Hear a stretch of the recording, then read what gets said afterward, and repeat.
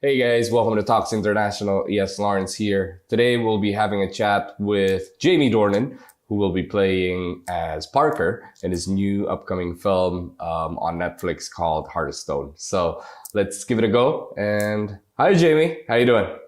Hi, yes, how are you? Good. Nice to meet you. So let's begin. Yeah. Well, you've portrayed a wide range of characters throughout your career. I mean, from a serial killer in The Fall to a romantic lead in the 50 Shades series, now as Parker in Heart of Stone. How do you approach the process of immersing yourself in such diverse roles? I just think that's the fun part of it for me, is the diversity of it. If I was doing, if every movie I did was like Heart of Stone in terms of the scale and action, I think I'd be bored. Is the truth. I love being able to enter a genre like this with full commitment and excitement to feel what it's like to be in a movie like this, and I loved it and had an amazing time, and that I'd love to do more action stuff, but I wouldn't want it to be every job. There's some guys, particularly a lot of men, who seem to only do action films. I just would be so dissatisfied, I think, and I love that I've had the options to explore loads of different stuff. I mean, I think the movie I did before this was Belfast, which was like the most like calm, relaxed, experience. And then you do something that's so heightened and it's equally fun on it, but it challenges you in a different way. So, you approach them all as they come, and they all require their own specific energy. I feel like, and this required a different energy to what I'd given before because it was a different world than what I've been involved in before. How long does it usually take from one character to another? Or do you adapt really quickly? Yeah, it depends. I'm a bit conscious of trying to have a break in between now. I'm incredibly fortunate that I have a element of choice in my career, and I have the luxury of being able to say I might take a bit of time off.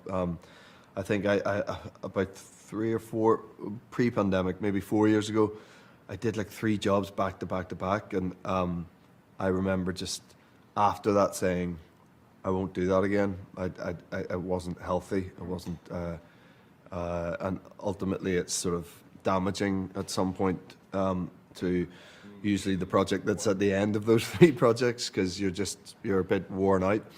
And it's tricky when you're balancing, 3 kids, so I'm balancing the family life. So now I am much better at being able to go put everything into a job, take a bit of time off, just be a dad, be a husband, be around, and then ease yourself back into another way. So ideally, I think it's about a 3 or 4 months off would be the perfect time to get yourself in the right headspace to start again.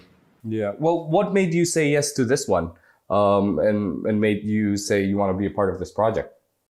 It it had a lot of elements that were exciting to me. It was a genre that I hadn't spent any time in before. It had Gal Gadot, who I think's just like top of her game, particularly in that realm, and someone I'd only heard good things about. I had just worked with Kenneth Branagh on Belfast, and he'd done Death on the Nile with her, so I was able to hear like great things about her from Ken and other people who'd worked with her. Uh, Tom Harper was a director that I'd admired for a long time. I sort of nearly got the chance to work with him on a television thing a long time ago, 12 years ago, something like that.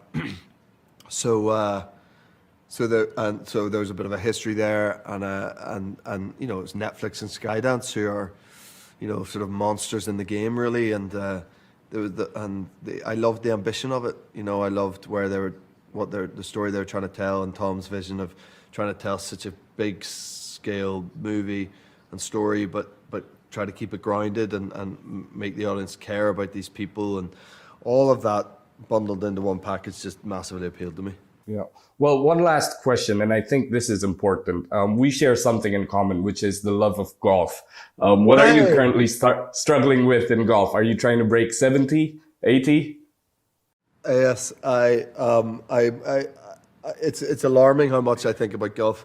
Um, I'm struggling. You know what I'm struggling with? The fact that I have to get on a flight tonight, just as the final couple of groups tee off at the U.S. Open at LACC.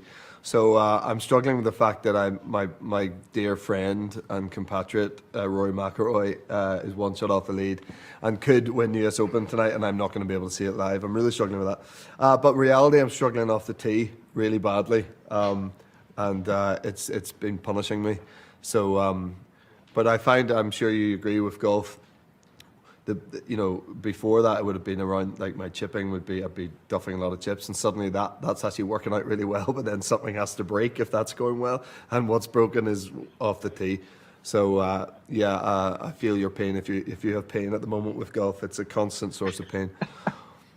Well, I know it's summertime in the UK, but if you consider of escaping winter later to Indonesia, I'll be honored to invite you for a round of golf. So yeah, who knows? Thanks, Jamie, for this. All right, man. Good to see you. All the best.